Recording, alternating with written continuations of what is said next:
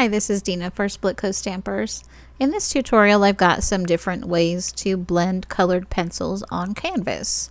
There are a lot of options, and it's an easy technique for creating unique gift items as the holidays get closer.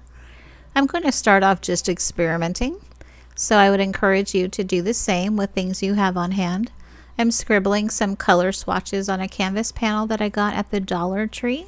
I believe these come in packs of 3 for $1, so I don't mind sacrificing one for a little product knowledge. The pencil I'm using here is an oil-based Polychromos pencil by Faber-Castell.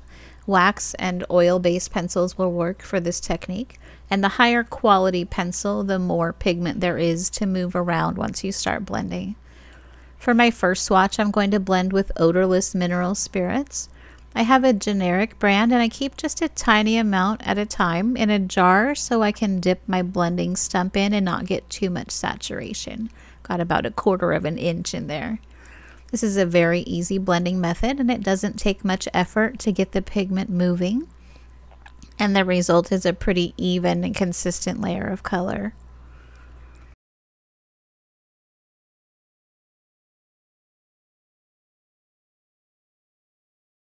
Next, I'm going to use rubbing alcohol to blend. I think this is the 91% solution.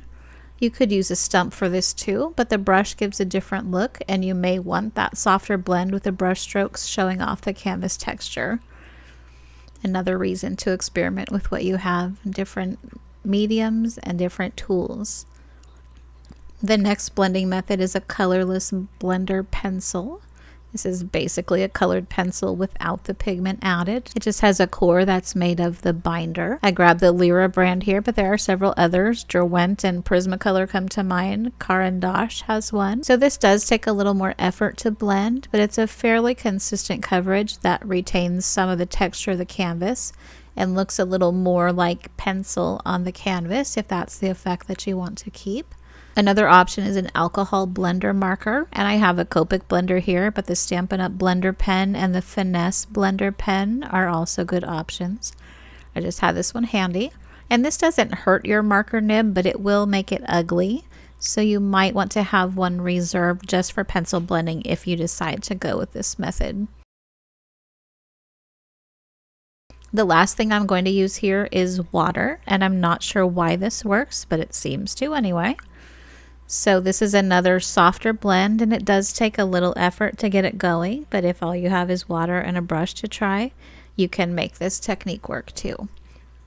So there are my 5 swatches. Each one has a different effect, and I don't think anyone is best, but I'm glad to know what does what, and I hope that you'll experiment with your supplies as well. I'm going to get started with some stamped images on a new canvas panel. This is a 4 by 6 inch size. And I've got a clear set of stamps from Impression Obsession. These canvas panels are about 1/8 of an inch thick, so if you're using a stamp positioner, they are a perfect thickness for stamping clear stamps without needing to have the pad inside. They're about the same thickness as the pad. I'm using a hybrid ink here, and this one is quick drying. It's waterproof, and it's also compatible with alcohol and other solvents, so I don't need to do anything to seal or prep it before I start coloring. I didn't even heat set it before I started coloring. If you're not sure about your inks, be sure to test them first as well to make sure that they can stamp on canvas and dry on canvas, and that your blending method of choice won't cause them to bleed. You may need to heat set other inks before you get going. Any of the branded hybrid inks with the same casing as the one I used will be fine. Those are made by the same manufacturer, and they have very similar properties. To begin coloring, I'm going to pick out 3 pencils. So I have a light, medium, and dark shades, and I'll start with the flowers first. Laying down the color on the canvas is very forgiving. You'll want to stay in the lines, but otherwise I'm just scribbling with my lightest color first to get the color on the panel, and then I can move it where I want it more specifically when I start to blend.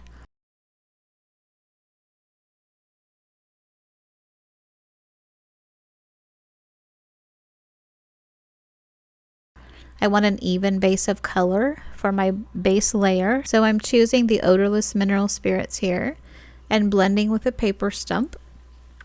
And I'm dipping into the mineral spirits anytime my stump starts to get dry or the pencil starts to get difficult to blend out.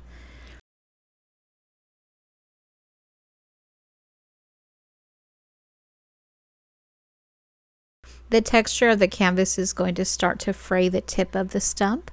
So if that happens, you can use a sandpaper block to resharpen the tip. And I do that by holding the stump at the angle I want against the block and pulling down the length of the sandpaper. And I'm also rotating the stump a little bit each time until I have it sharp again. And then I'll just keep blending until I have the area filled. Once the area is pretty dry, you can go ahead and add another layer of color. So I'm bringing in my medium color and shading up from the base of each petal. And once I have the pigment where I want it, I will blend it out again in the same way I did before. I tend to use small rounded strokes to blend with a paper stump in case that matters to anyone. I do get asked that a lot.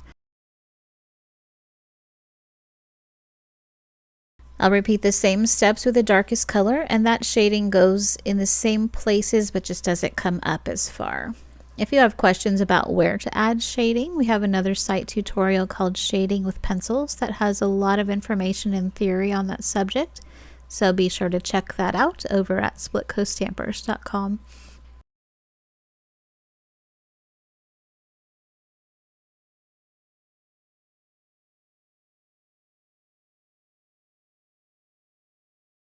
I'll zip through the coloring of the leaves too. I did that in the same way with the same process, although I did layer the light and medium colors before I blended them out.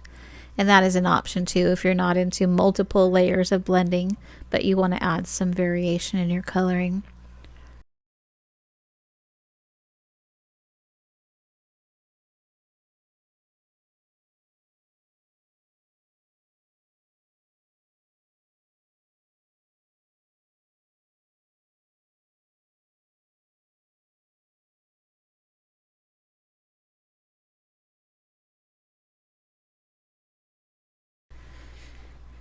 For the background of the image, I scribbled in my color and decided I liked the look of the brushstrokes and texture of the blending with rubbing alcohol.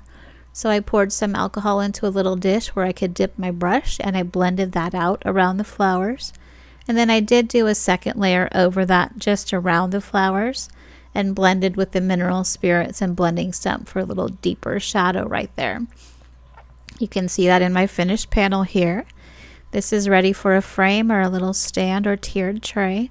And these panels come in all different sizes, so there are lots of options and possibilities with these. Here's another project that I did using a canvas sheet that came in a pad already prepped with gesso. I stamped a repeating pattern with some leaves. I blended a pencil background with rubbing alcohol, then colored in the leaves, blended them with mineral spirits, and added some splatters with Inktense blocks and gold paint. I cut that sheet up and adhered the pieces onto these little wood shapes. And now they're earrings and they're ready for a holiday craft show. I hope this gives you some ideas for gifts and new ways to use your supplies, and I thank you so much for watching.